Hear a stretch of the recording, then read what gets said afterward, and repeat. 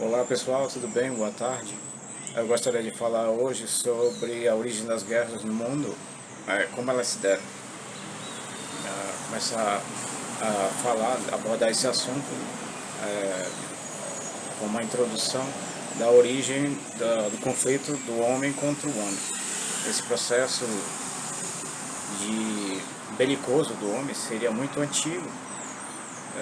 Os primeiros registros de confrontos entre seres humanos tiveram origem no Paleolítico, quando os homens aprenderam a fabricar armas e começaram a dar origem aos primeiros povoamentos.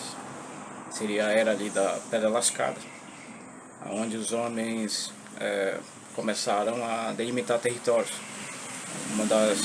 Dos motivos para que houvesse conflito entre os homens na antiguidade seria a disputa por terra e por alimento.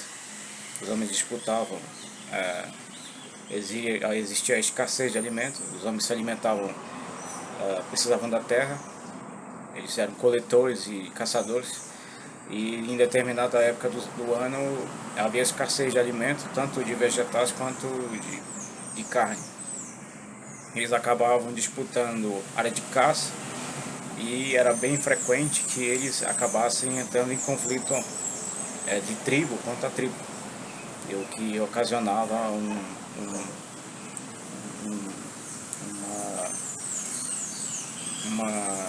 uma rixa entre esses grupos, e eles viessem a se odiar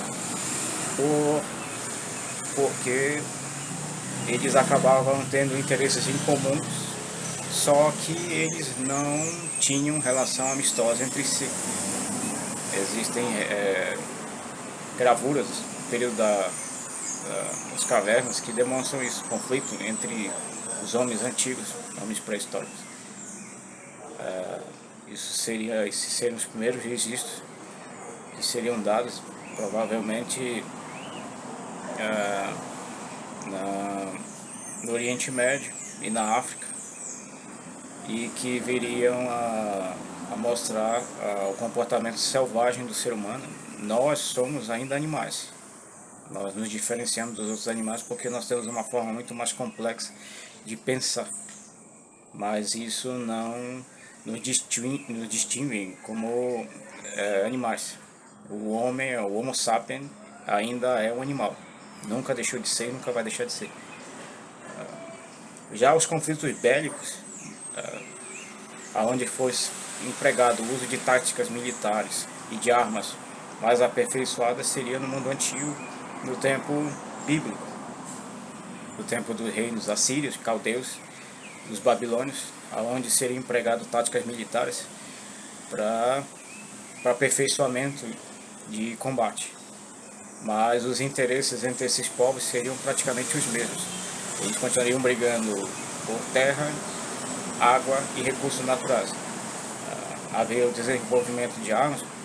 O homem começou a usar o bronze para fabricar lanças e espadas, o uso de escudos, e aí começaram a formar povoados bem maiores, onde existiam 30 mil pessoas, 100, 200 mil pessoas, e isso daria uma formação de pequenos exércitos, até de exércitos bem maiores, como o exército de Nabucodonosor, que chegava a ter mais de 400 mil homens. Aí começou uma nova forma de guerra, que seria a guerra territorial. Os homens começaram a brigar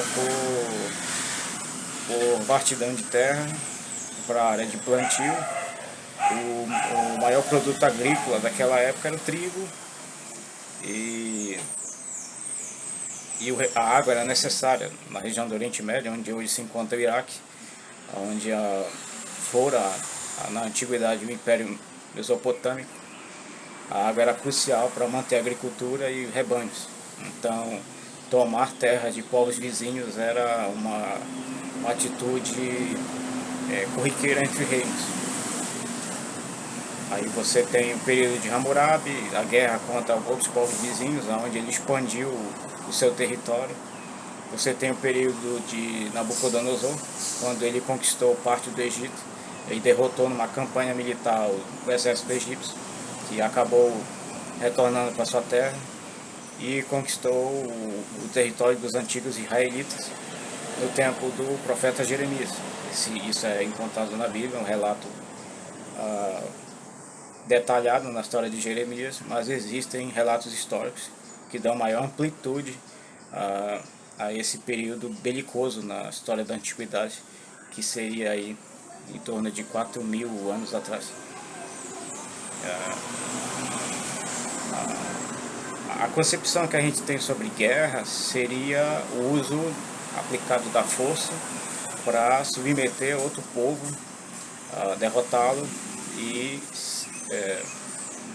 conseguir subtrair vantagens.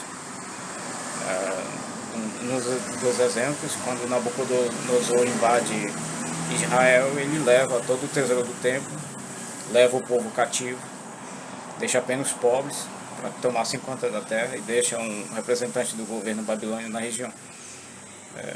Mas nem sempre era assim, geralmente eles acabavam incendiando povos maiores, com maior número de militares, acabavam incendiando a região, levavam todo o recurso, rebanho, joias, metal, massacravam a população e os que sobreviviam eram levados como escravos.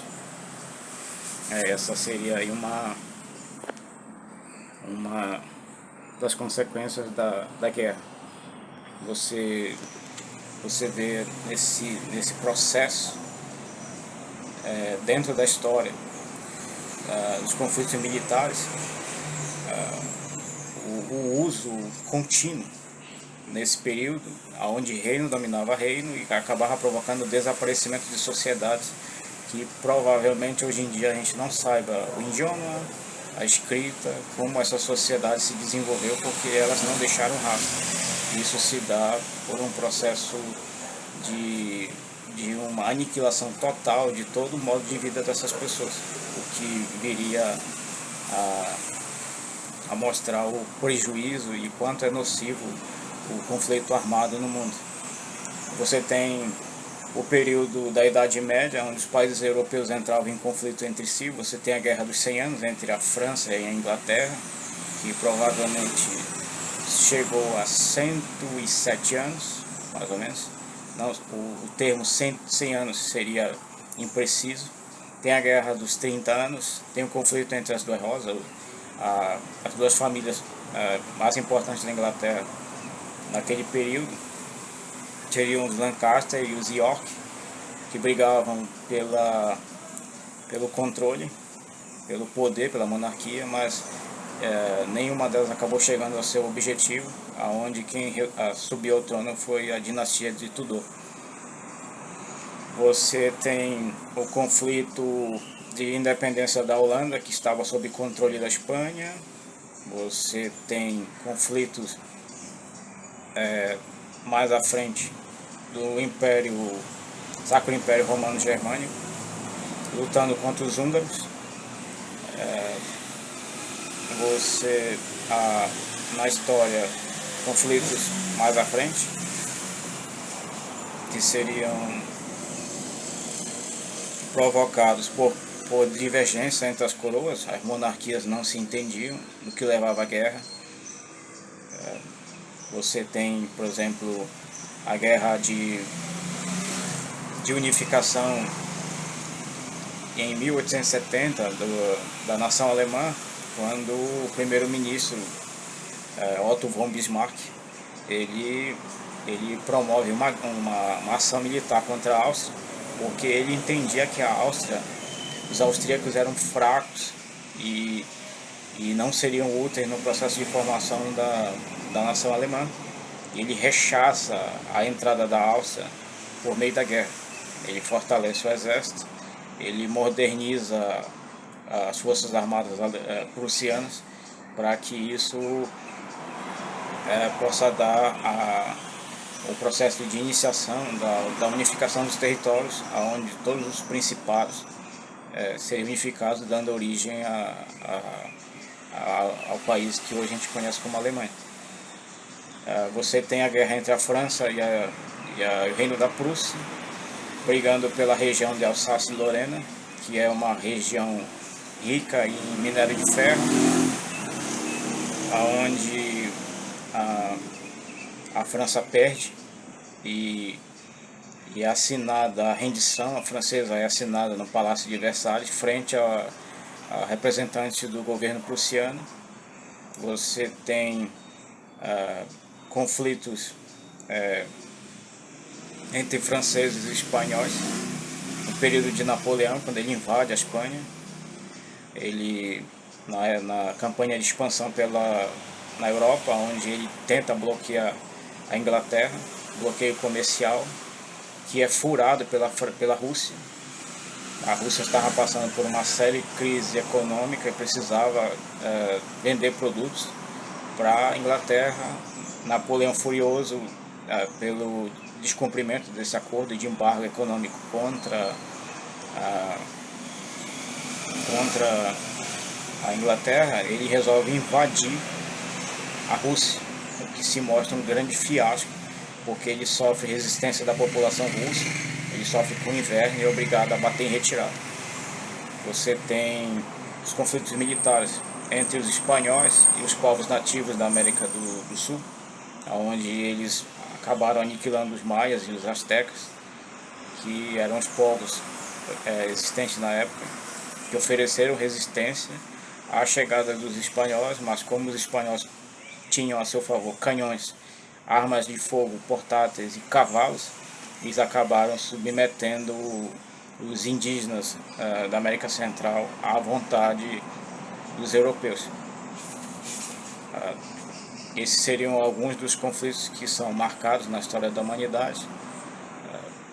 Isso mostra que os séculos se passaram, os milênios se passaram, desde o homem antigo, do Paleolítico, até a Era Moderna, que seriam em volta do século 17 e 18, que a mentalidade das pessoas não mudou.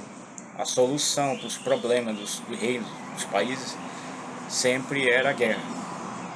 A guerra sempre foi a solução final para conflitos externos. Você tem a Primeira Guerra Mundial, que foi provocada pela discordância das potências europeias, Inglaterra, França e Alemanha, onde o imperador alemão Wilhelm I, em português seria Guilherme I, ele discorda e acaba entrando em atrito com a Inglaterra e a França e declara guerra contra esses dois países. Esse seria o motivo da Primeira Guerra, mas o estopim da guerra, que levaria à Primeira Guerra num ambiente muito perigoso dentro da Europa, seria a morte do arquiduque da Áustria, Franz Ferdinand, que foi morto junto com a esposa em um atentado, e isso fez com que a Alemanha declarasse guerra à Sérvia. A França e a Polônia, em resposta, declararam guerra à Alemanha. Esse seria o início da Primeira Guerra Mundial, onde os Estados Unidos fornecia alimento e equipamentos médicos e munição para a Inglaterra e para a França, e acabou entrando no conflito em 1918, onde a entrada dos Estados Unidos foi culminante para que as potências que eram aliadas conseguissem derrotar a Alemanha. Esse seria o fim da Primeira Guerra, que provocou um embargo econômico contra a Alemanha. A Alemanha foi obrigada a pagar uma indenização muito pesada, e isso seria usado como estopim para que houvesse uma propaganda onde se divulgasse que a Alemanha havia sido humilhada frente à Inglaterra e à França. Ela foi proibida de desenvolver uma marinha muito grande, de ter navios de guerra e de ter um exército. No máximo que eles poderiam ter era uma guarda nacional. A situação muda no final da década de 20, quando no final da década de 20, quando o partido nazista, os primeiros integrantes começam a fomentar uma estratégia para chegar ao poder. Hitler é preso na década de 20, 1925, por uma tentativa de golpe de Estado, onde no presídio ele escreve o livro Mein Kampf, que significa minha luta, traduzido do alemão para o português. Ele é solto, ele não desiste das ideias, ele entra em acordo com outros políticos, pessoas da sociedade alemã, da aristocracia alemã, que eram antissemitas e concordavam que a Alemanha precisava revidar por toda a humilhação que havia passado na Primeira Guerra. Ele chega ao cargo de chanceler, primeiro-ministro alemão, onde ele se aproxima do presidente Hindenburg. Ele ganha cada vez mais notoriedade frente à sociedade alemã, graças à manipulação do partido nazista. O presidente renuncia ao cargo e ele é posto como o líder do país.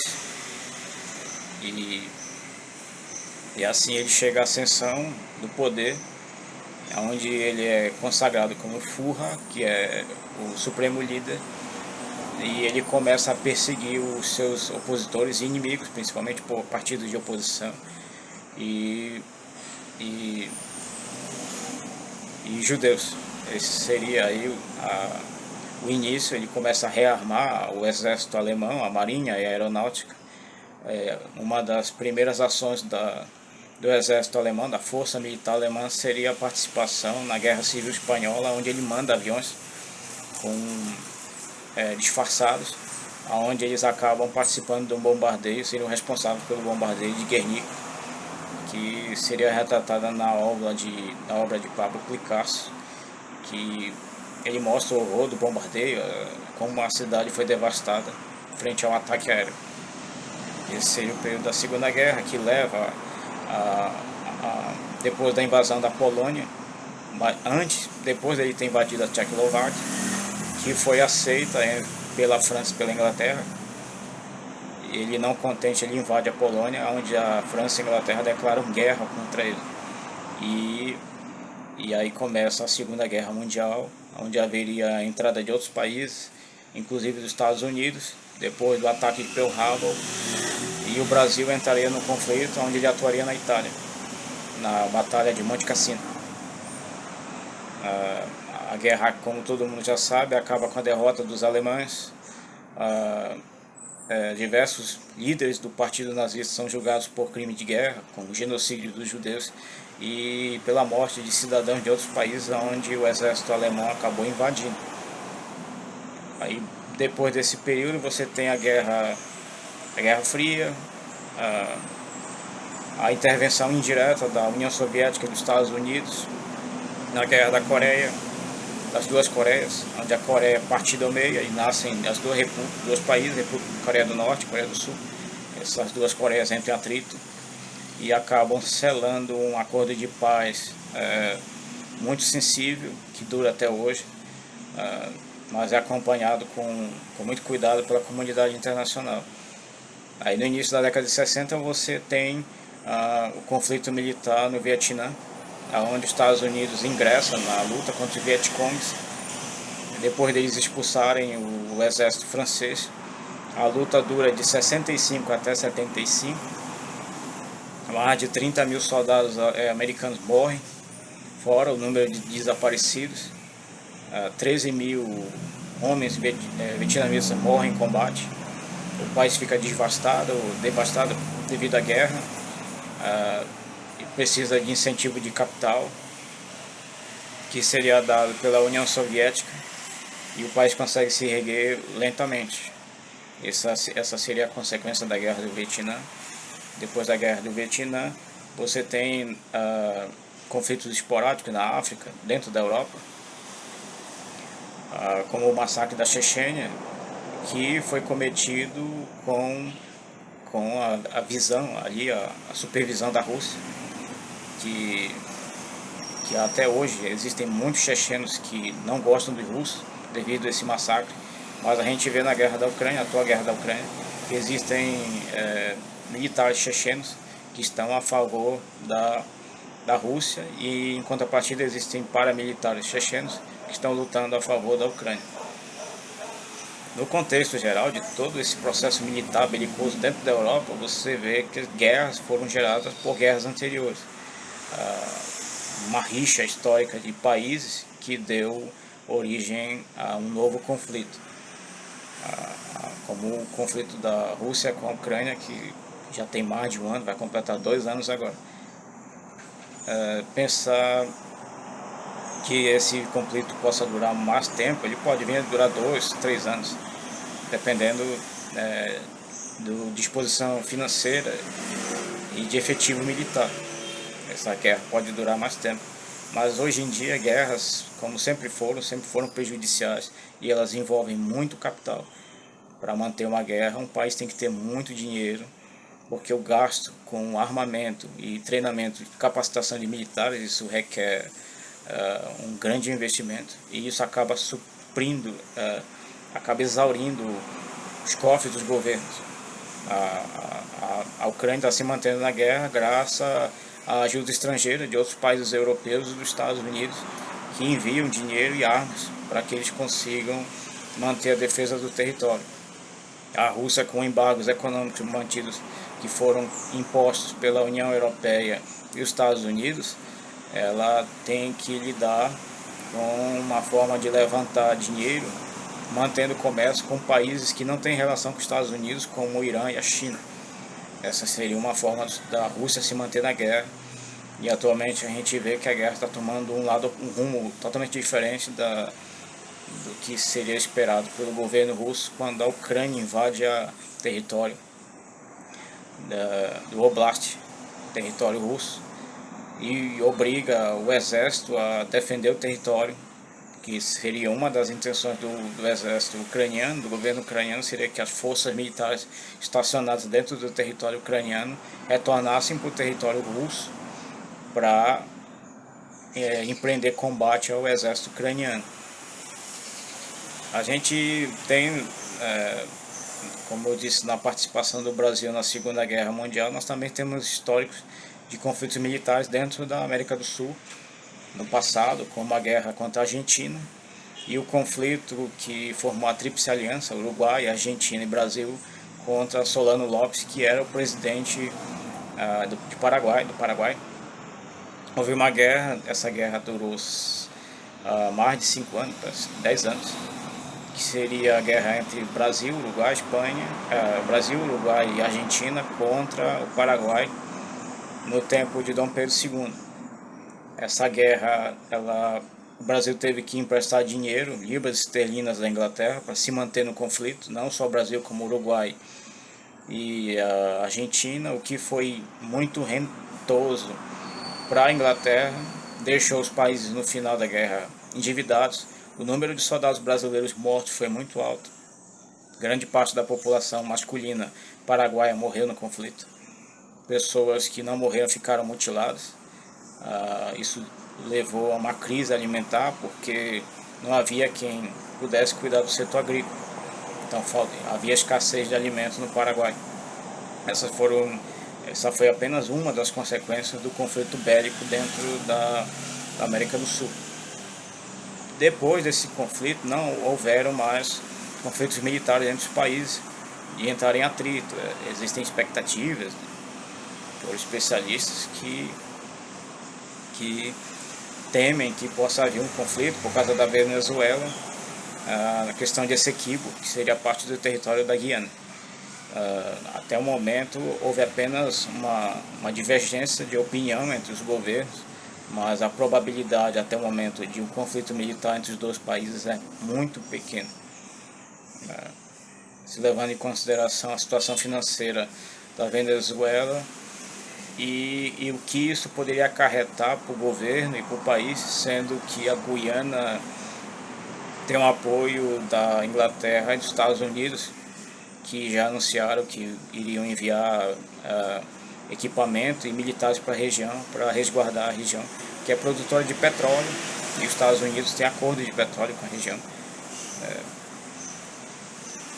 Isso seria uma forma dos Estados Unidos proteger um parceiro econômico e evitar uma possível invasão venezuelana, mas até o momento isso não se confirmou. Não há probabilidade, Se há, ela é muito pequena, porque isso envolveria um gasto de capital muito grande, dinheiro que a Venezuela não dispõe, em uma guerra aberta contra um país vizinho, que teria apoio de duas potências estrangeiras, dois países desenvolvidos. Esse seria um conflito, um possível conflito no mundo atual dentro da América do Sul. Existem outros conflitos militares, como a guerra civil na Síria, que ainda ocorre, onde o governo sírio ainda luta com uma resistência de rebeldes, e guerra na África, em países como o Sudão, que ainda vive um conflito civil.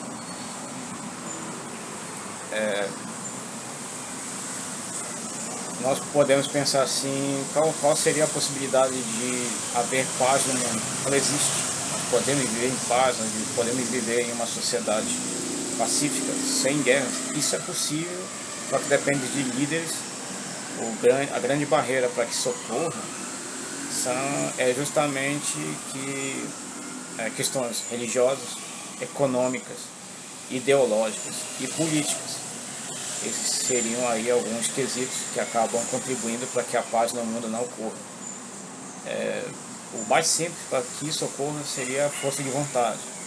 A gente vê muito como ocorre em Israel, o conflito de Israel entre o Hamas, onde os Estados Unidos acaba dando apoio militar e financeiro para Israel, depois do ataque que foi executado ano passado pelo Hamas. Houveram diversas negociações desde a década de 70 para que houvesse um acordo de paz para se criasse o território palestino. E isso viesse a trazer a paz, mas há uma discordância por parte dos palestinos que não aceitam essa condição, e existem também políticos de direita, extrema direita, dentro de Israel, que não aceitam a criação do Estado palestino. Isso acaba dificultando muito a criação do Estado palestino e uma possível trégua permanente entre as duas regiões. O perigo de um conflito militar ali seria a inclusão de outros países árabes, como a Jordânia, o Egito, o Catar e a Arábia Saudita, fora o Irã, que é aliado do Hamas, e eles odeiam Israel. Hoje em dia, uma das maiores ameaças que a humanidade teme seria uma guerra nuclear, sendo que diversas potências mundiais dispõem de mísseis nucleares, ogivas nucleares. Aí você tem a China, a Índia, a França, a Alemanha, a Polônia, os Estados Unidos, que dispõem de armas nucleares.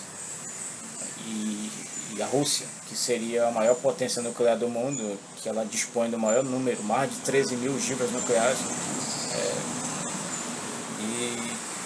E um atrito entre a Rússia e os Estados Unidos poderia gerar uma guerra nuclear entre essas duas nações e colocar a humanidade em risco. Esse seria o maior temor de especialistas, historiadores, antropólogos, analistas políticos, que temem que o atrito entre essas duas potências mundiais acabe levando a uma guerra nuclear desenfreada.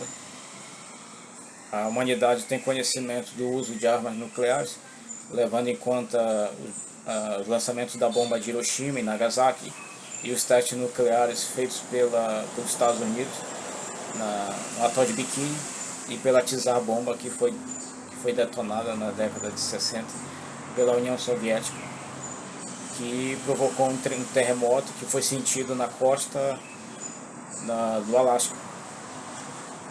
E isso mostrava ali para toda a comunidade mundial qual era o real sentido, o perigo de uma guerra nuclear. Até hoje isso é discutido, um inferno nuclear no mundo provocado por uma guerra nuclear entre esses países. Como ele afetaria países em desenvolvimento como o Brasil, porque partículas radioativas ficariam suspensas no ar. Isso contaminaria as nuvens e provocaria chuva radioativa, contaminando o solo, contaminando plantações, rios E isso viria a acarretar doenças para a população do mundo inteiro. Fazendo uma análise de como seria o lançamento de bombas dentro da Europa, isso mergulharia a Europa em um caos sem precedentes, sendo que a população europeia já viveu o terror da Segunda Guerra Mundial, onde mais de 48 milhões de pessoas perderam a vida dentro da Europa. O conflito devastou a Europa inteira, bombardeios destruíram Hamburgo, destruíram Berlim, Berlim, que é a capital alemã, Hamburgo, que seria um dos maiores centros urbanos dentro da Alemanha, que foi totalmente destruído pelo bombardeio aliado e pela União Soviética. Até hoje, há obras públicas, construção de edifícios dentro da Alemanha, onde são encontrados artefatos de bombas antigas lançadas na Segunda Guerra, que tem que ser detonados. Já ocorreu casos de bombas que detonaram sozinhos. Bombas com mais de 80 anos de idade que explodiram sozinhos. É um perigo. Existem especialistas alemães que dizem que existem milhares de bombas dessas que estão com a carga ativa e não se sabe onde elas estão. Então é feita uma procura por elas dentro do território alemão. Essa seria uma das consequências da Segunda Guerra. Isso seria uma somatória de todos os conflitos bélicos no mundo. As consequências que eles geram para o mundo moderno, como conflitos na África, conflitos civis em Angola e Moçambique, que deixaram milhares de mortos. E a paz lá foi conquistada há pouco tempo. Em Angola, Moçambique em 87 e Angola foi no início da década de 90, onde o país pôde enfim ter eleições democráticas, onde houve um acordo de paz entre os lados. Havia ali facções militares, paramilitares que estavam em conflito por causa do poder. Isso se dá por causa da conquista, a corrida imperialista dentro da África, onde a África foi dominada por potências estrangeiras, e esses países acabaram sendo criados com etnias inimigas que nunca se entenderam. Depois que foi dado o processo de independência, ou que as potências europeias abriram mão de território africano depois do enfraquecimento político deles militar devido à Segunda Guerra Mundial, esses grupos começaram a entrar em conflito entre si por causa do poder. Então você ainda tem hoje conflitos militares dentro da África, divergências entre tribos que podem perdurar por décadas, provocado pela conquista do território africano por potências europeias. Esses seriam alguns exemplos de o que é a guerra, a inutilidade da guerra, e mostrar que o ser humano diverge de outros animais simplesmente porque nós falamos, nós expressamos nossos sentimentos, nossas opiniões, mas que no resumo, na estrutura da vida, nós somos animais. O ser humano pode ser capaz de empreender inovações tecnológicas maravilhosas, como criação do celular, desenvolvimento de satélites, telescópios, desenvolvimento da medicina, a produção de remédios, de vacinas, como se viu no caso da pandemia, e é capaz também de desenvolver criações que venham ameaçar a humanidade, como o desenvolvimento de armas nucleares. Aí a gente vê o que o ser humano é capaz, pelo lado negativo e pelo lado positivo. Pensar que a paz é algo impossível de acontecer, isso seria algo pessimista, é algo pessimista por pessoas que dizem que a paz é algo improvável. Não é assim, o mundo está mudando, a opinião das pessoas está mudando, cada vez mais as pessoas são contrárias à guerra, como aconteceu na Guerra do Vietnã, onde artistas como John Lennon fez greve de fome, e por causa do conflito militar entre os Estados Unidos e os Vietcongs, e de bandas que lançaram músicas em tom de protesto contra o conflito militar. Houve protestos na Inglaterra que os ingleses não queriam que militares ingleses fossem enviados para a Inglaterra, o que acabou não acontecendo. E a música War Pig, né, da banda Black Sabbath, que trata justamente com uma crítica, traduzindo aí a música como porco de guerra. Seria uma crítica aberta ao conflito no Vietnã, que a banda fez. Hoje a música é muito conhecida porque pouquinho escuta, que seria um símbolo de protesto contra o conflito no Vietnã, e de outros artistas americanos também que faziam protesto contra esse período, como Jimi Hendrix, Janis Joplin, que queriam que o conflito fosse encerrado, levando em conta o número de mortos e todas as informações que chegavam aos Estados Unidos de toda a guerra que estava sendo desenvolvida no Vietnã.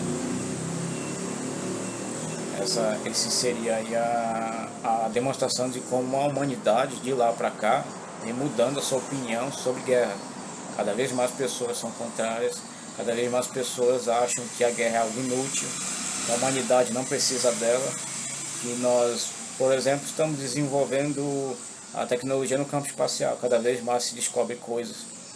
A renovação na tecnologia, o homem hoje já chegou a Marte. O homem faz pesquisas em Marte, descobertas são feitas durante o ano, elas são divulgadas no campo científico. E a humanidade vai se maravilhando com isso.